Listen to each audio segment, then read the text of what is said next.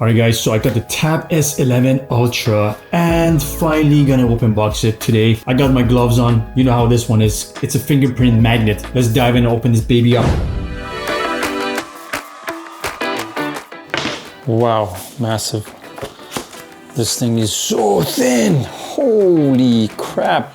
Got a nice pen over here. We got a SIM ejector here, the USB Type-C charger, and the manual over here.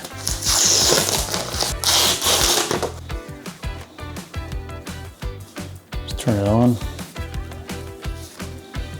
This tablet is ridiculous. The moment you take it out of the box, Samsung keeps acting like it's normal for a tablet to be the size of a MacBook screen, but thin like a cracker. The S11 Ultra is basically the same Ultrabook, just sharper a bit, and the bezels are thinner, which looks great until your thumbs start tapping random things. It's nice to look at, annoying to use sometimes. The usual Samsung trade-off. The display hits me right away. If you come from the S10 Ultra, this still feels like the best Android panel you can ever get. Bright, sharp, and colors that just slap you in the face. Watching anything on this makes you question why you even waste your time on TikTok.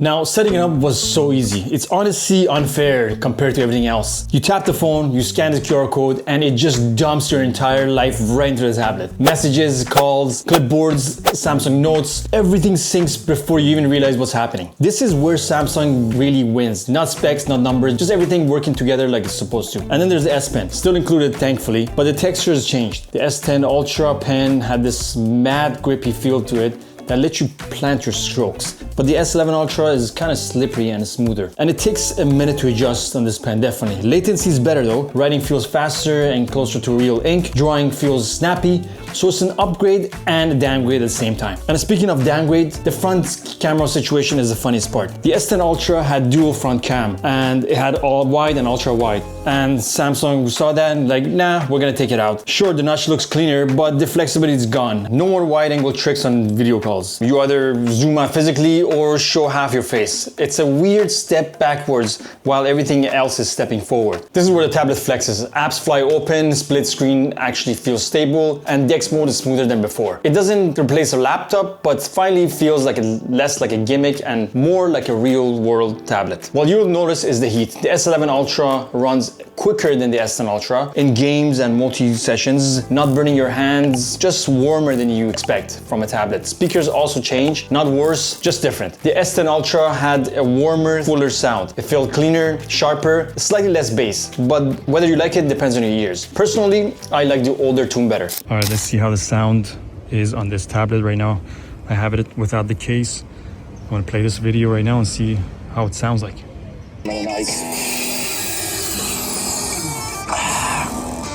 Disgusting. One speaker here, right here, another one on this side, one of them, and there's two on this side as well. So 1, 2, 3, 4. Right here we got. So you got a very good So I'm gonna give it quality a try right now. Got here my blender and let's get sound over here. First thing I want to turn on Sounds the car very right now, nice and it has to be on surround actually.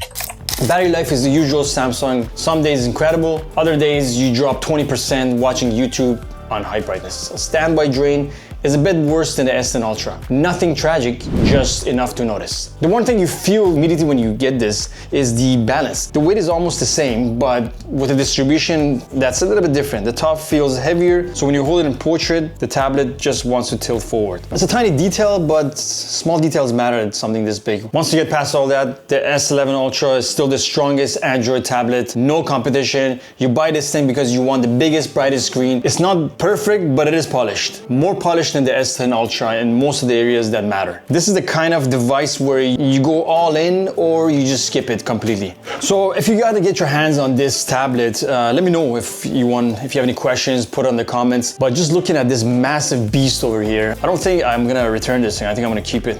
I'm actually beginning to like it right now. I can tell you right now that once you hold this in your hand, you're just gonna be blown away. You're gonna be like, what's this? So super thin, massive screen. You can also get the Samsung keyboard and case attached to this, which I'm gonna grab, and I'm gonna put another video on this. But I was actually planning on getting this Microsoft Surface instead of this. I really was. But after holding it in the store for 5 seconds, my wrist filed a complaint. That thing is heavy. Great laptop replacement though, but terrible tablet. And that's the whole trade-off with Surface. Amazing keyboard, amazing Windows app, but the second you try to use it like a tablet, it turns into a brick. The Tab S11 Ultra is the opposite. Super light for its size, super thin, and because it's Samsung, the whole ecosystem just locks in. My phone talks to it, my watch syncs with it, my buds switch automatically, everything just feels connected without me babysitting it. I'm still testing it though, so I'll have a full breakdown coming up. Performance, DeX, battery, the pen, everything Samsung didn't mention on the stage. If you enjoyed this, check out my other Samsung videos while you wait. I'll see you on the next one.